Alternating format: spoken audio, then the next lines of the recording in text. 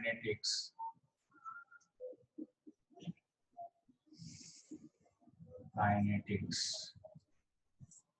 ये 12th book first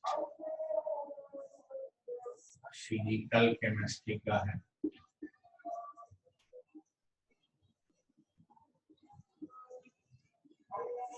seventh lecture 7। तो हम लोग जो है लेक्चर 9 में अब आ गए केमिकल काइनेटिक्स में। तो इसमें हम लोग आरएनएस इक्वेशन पढ़े थे। आरएनएस इक्वेशन में एक्सप्लेनेशन है ये पेज में पेज नंबर 112 में ये सब ग्राफ दिया हुआ है। इसको समझना हम लोग को है कि क्या दिया हुआ है। तो एक्सप्लेनेशन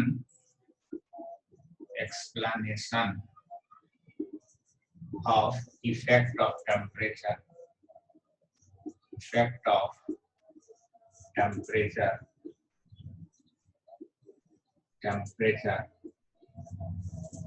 on rate of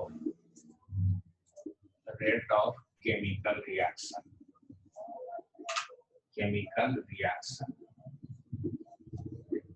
इसमें एग्जाम्पल जो हम लोग का टेक्स्ट बुक में लिया है, हाइड्रोजन प्लस आयोडीन ये बना 2HI। ये किस तरह से फॉलो करता है इसका हम प्लॉट समझा रहे हैं। ये देखिए किस तरह से रिएक्शन फॉलो करता है।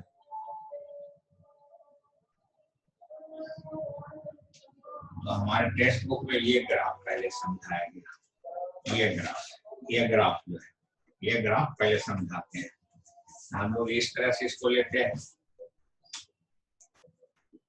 इस तरह से ये रिएक्टेंट हुआ इधर, रिएक्टेंट। अब यहाँ पर एक पॉइंट है रिएक्टेंट का, यहाँ पर एनर्जी है प्रोडक्ट का। ये हुआ रिएक्टेंट ए पॉइंट, यहाँ पर ए पॉइंट इस जगह रिएक्टेंट का है और इस जगह प्रोडक्ट का एनर्जी। प्रोडक्ट मोर स्टेबल, ये एनर्जी का लाइन है, एनर्जी का। यहाँ पर थ्रेशोल्ड एनर्जी है। अगर किसी रिएक्टेंट को पहले रिएक्शन करने से पहले इस तरह से ग्राफ यहाँ तक पहुंचाना है, इसको हम लोग एक्टिवेशन एनर्जी कहते हैं। ये एक्टिवेटेड कॉम्प्लेक्स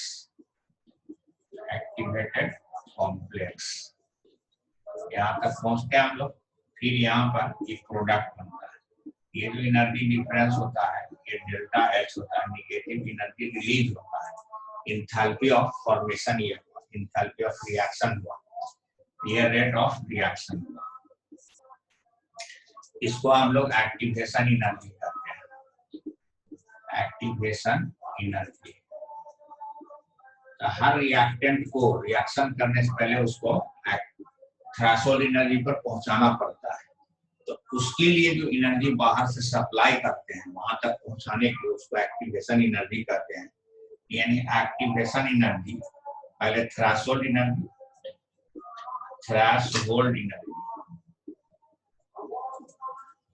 इसको हम लोग ET लिखते हैं, threshold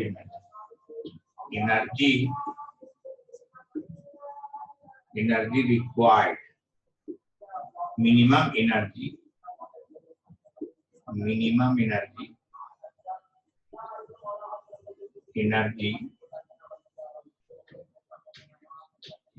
required at which reactant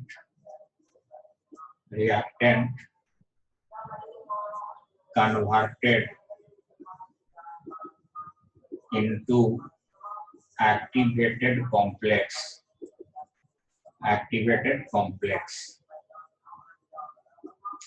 then product। तब वो एक्टिवेटेड कॉम्प्लेक्स में बदल के किस में बदल जाता है, प्रोडक्ट में। मिनिमम एनर्जी रिक्वायर्ड, यहाँ तक एनर्जी को लेना पड़ेगा, अप्रोच पहुंचाना पड़ेगा, रिक्वायर्ड जरूरी है।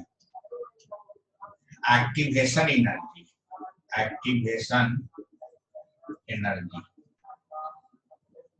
ये energy supplied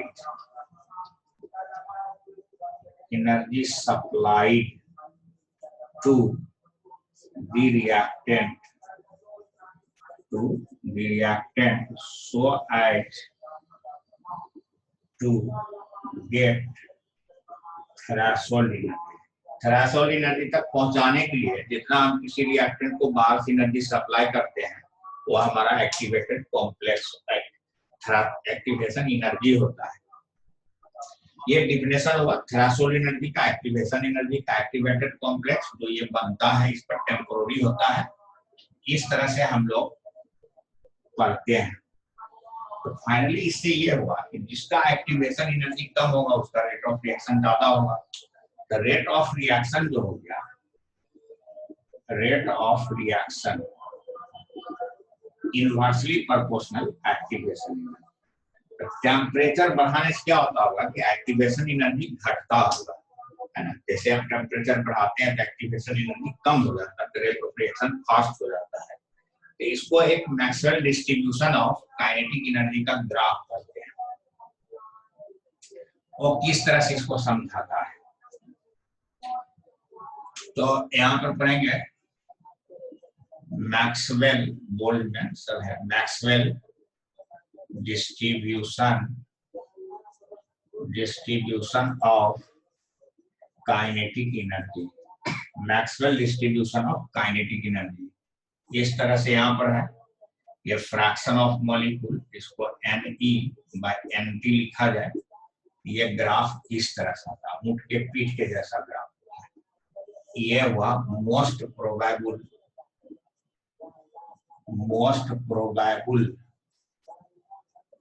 काइनेटिक एनर्जी। ये मोस्ट प्रोबेबल काइनेटिक एनर्जी है। ये एक्टिवेशन एनर्जी है, हायर एनर्जी। अब जितना फ्रैक्शन मॉलिक्यूल को ये एनर्जी होगा वो प्रोडक्ट में बदल जाएगा। अगर हम टेम्परेचर बढ़ा दें ये इस तरह से बढ़ जाता है, यानी ये हुआ अगर T टेम्परेचर पर, ये हुआ T+10 डिग्री सी पर, यानी ये दुगुना एरिया हो जाता है। हम लोग कहेंगे कि रेट ऑफ रिएक्शन जो है वो एक्टिवेशन एनर्जी पर डिपेंड करता है। टेम्परेचर 10 डिग्री सी बढ़ाने से एक्टिवेशन एनर्जी और फ्रैक्शन ऑफ मॉलिक्यूल का संख्या दोगुना हो जाता है ना। तो ये चीज हमको समझ में आ गया कि हम टेम्परेचर बढ़ाएंगे तो fraction of molecule towards activation energy बढ़ जाएगा, है ना। मोस्ट प्रोबेबल का ये फ्रैक्शन घट जाएगा और ये हुआ मैक्सिमम मॉलिक्यूल जिसको काइनेटिक एनर्जी है उसको मोस्ट प्रोबेबल काइनेटिक एनर्जी कहते हैं।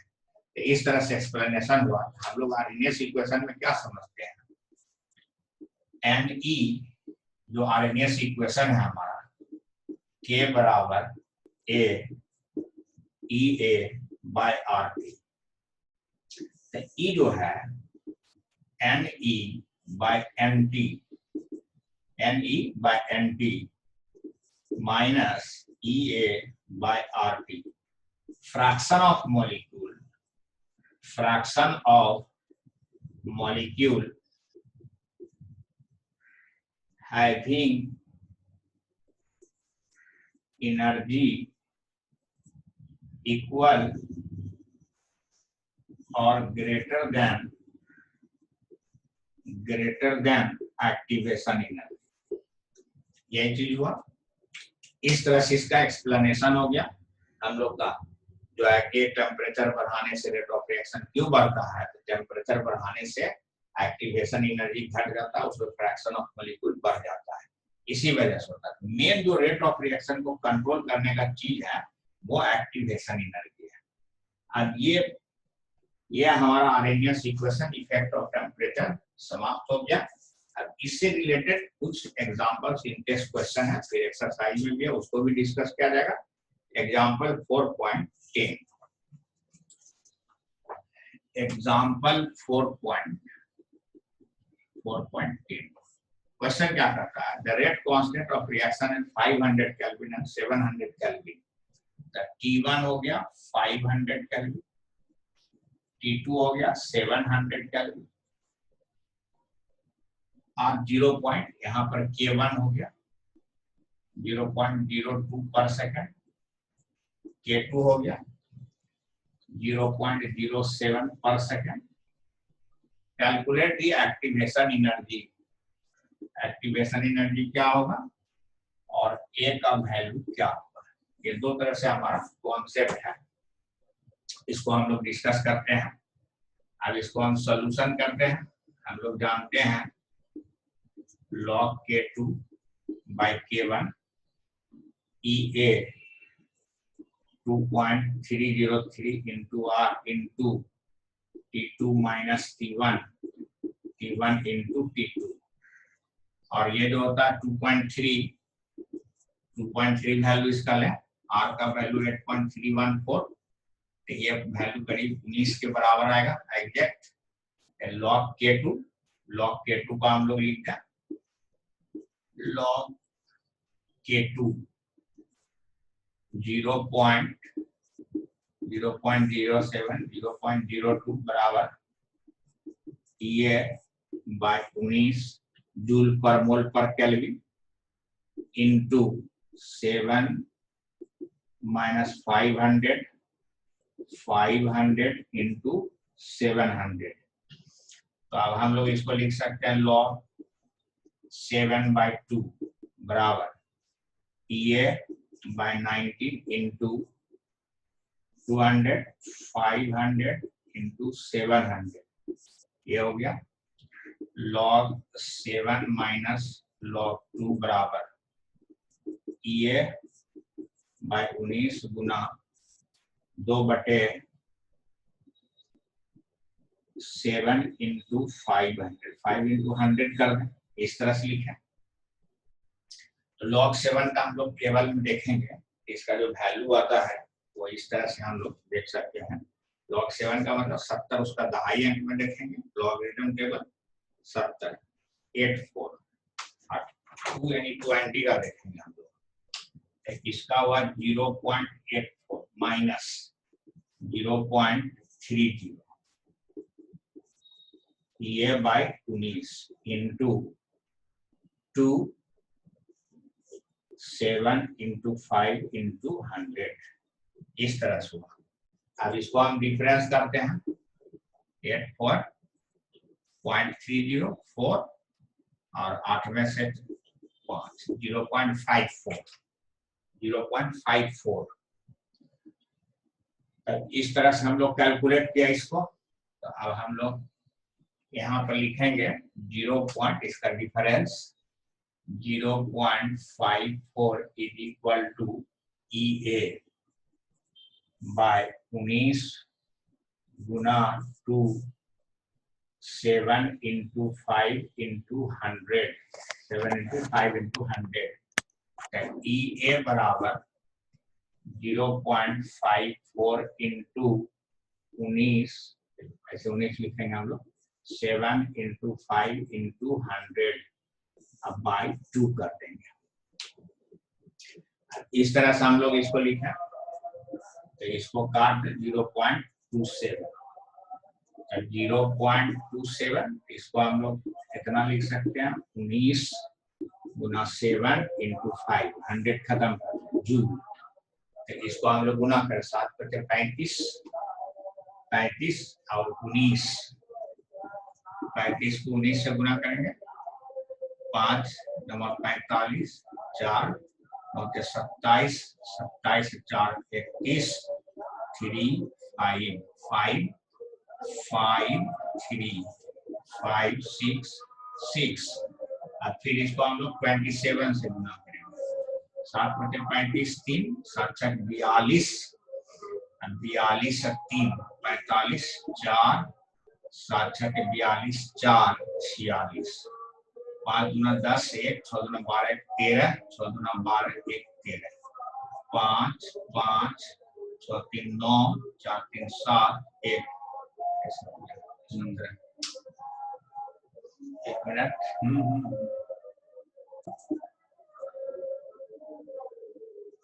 17,955 जूल के रेंज में करीब आया।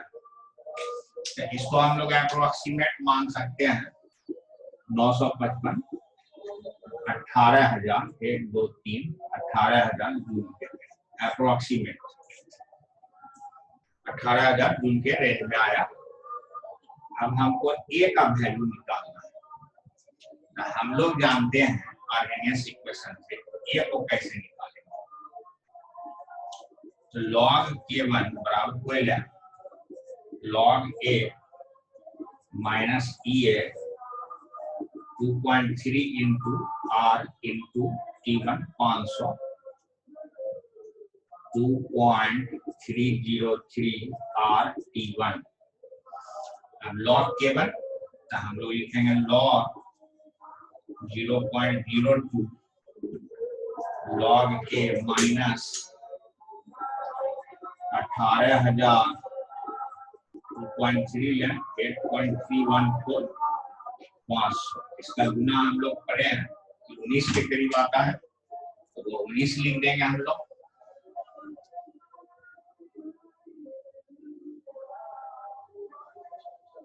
इसको 19 लिख दें हम लोग और इसको -2 प्लस log 2 ये पावर में आ जाएगा। ये पावर में इस तरह से आ जाएगा 2 इंटू 10 टू द पावर -2। इसको हम लोग लिखेंगे -2 plus log 3 is equal to log a minus 18,000 ये 19 हुआ ये 500 हुआ 2 जीरो खत्म हो गया 19 बचे 95। तो ये हुआ log a माइनस 5 से इसको काट दिया जाए 5 तिया 15 5 तिया 15 तो हो गया 3 5 छके 30 ये 36/19 आया। और ये -2 प्लस 0.30 ये आया -1.7 log a माइनस 19 गुना 38 19 से 19। अब इसमें हम डिफरेंस करेंगे 19 से 19.8 के रेंज में आया 1.89 करीब आया ये 2 नहीं। अब हम लोग क्या कहेंगे log a बराबर इधर लेंगे प्लस हो जाएगा 1.7 माइनस प्लस 1.89 1.89 में 1.70 कितना है 9 7 में 8 में 1. ये हुआ 0.19 log a। अब इसको log इनवर्स यानी एंटी लॉग से गुना कर देंगे log इनवर्स। तो ये log कैंसिल हो गया a बराबर 0.19 log इनवर्स का वैल्यू आया। अब हम लोग log इनवर्स को क्या देखते हैं टेबल में log इनवर्स में क्या आता है। तो log इनवर्स है 0.19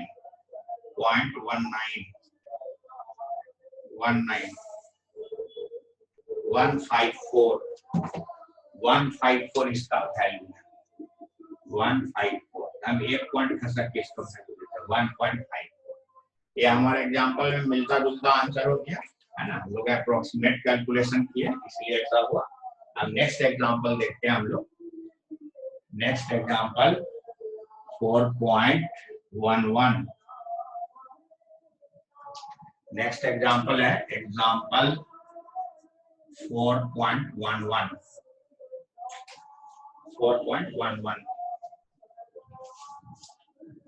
The first order reaction for decomposition of dithioliodide at 600 Kelvin is इतना rate constant. Rate constant K बराबर 1.6 10 to the power -5 पर सेकेंड। ये एक वैल्यू हुआ। एनर्जी ऑफ एक्टिवेशन 209 किलो 209 का 1000 कर देंगे जूल में हो गया। Calculate the rate constant of reaction. तो ये T1 टेम्परेचर हो गया इसका T1 टेम्परेचर हो गया 600 केल्विन। T2 700 kelvin. हम लोग को K2 पूछ रहा है कि K2 क्या व्हाट है ना। कैलकुलेट द रेट कांस्टेंट है 700 केल्विन। तो हम लोग जानते हैं कि log K2 minus log K1 बराबर EA 0.9, ऐसे हम लोग वैल्यू देंगे 19 इंटू 700 माइनस 600 बाई 600 इंटू 700, ये हमारा कैलकुलेशन होगा।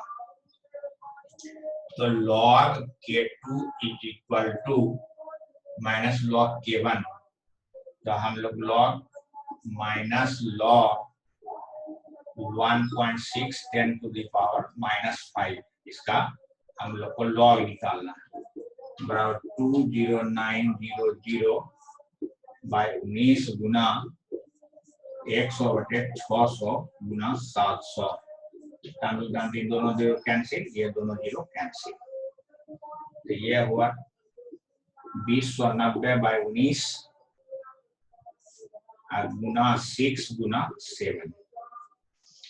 अब इसको हम इधर ले जाएंगे तो प्लस हो जाएगा, तो log K2 इधर लाएंगे तो plus log 1.6 10 to the power -5, इसको जो सोल्यूशन करेंगे हम लोग तो -5 प्लस log 1.6 यानी 16 का log देखेंगे हम लोग, 16 का ये इकाई अंक है, 16 का log 2041, तो -5 प्लस 20 इसमें घटा देंगे, 5 में 20 घटा दें, 0 8 4.8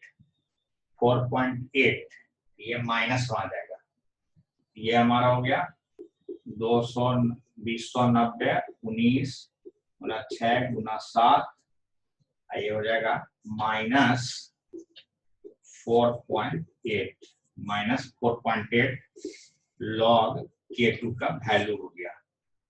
अब इसको हम लोग कैलकुलेट करेंगे, 2090 है, अगर हम इसको थोड़ा सा कम बेसी कर दें, जैसे 2090 है, 2090 इसको हम 2100 कर दें, 2100 है ना, 2090 2100, इसको हम 20 कर दें, इसको 6 कर दें, इसको 7 कर दें, तो 7 3 21, 30 से कट गया ये, और ये हो गया 2100/20 गुना 6 गुना 7,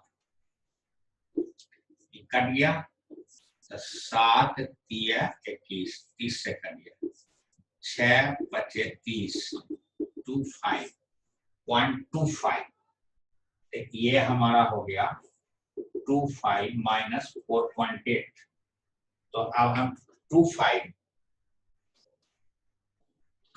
को हम लोग 4.8 से घटाएंगे, 4.8 2.5 2.3, ये हमारा वैल्यू आएगा log K2 बराबर -2.3। अब इसको हम लोग log इनवर्स से गुना कर दें, log इनवर्स ये कट गया, K2 बराबर क्या हुआ, K2 बराबर, अब इसको 1 बढ़ा देंगे, 3 में घटाएंगे 2.3, तो ये 10 में 3 या 7 और 2 2 0, ये हो जाएगा 3.07 का एंटी लॉग देखेंगे हम लोग, 07 का एंटी लॉग 07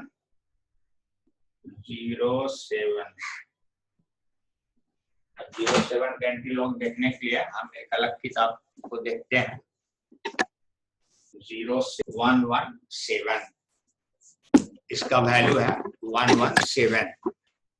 117, यानी ये पावर हो जाएगा 10 to the power -3, 117, इतना वैल्यू होगा, ये इसका आंसर होगा। हमारा आंसर जो आएगा उसी रेंज में आया, सीक्वेंस पे थोड़ा सा ये आंसर गलत है, ये आंसर सही है, इस तरह से हम लोग कैलकुलेट किया।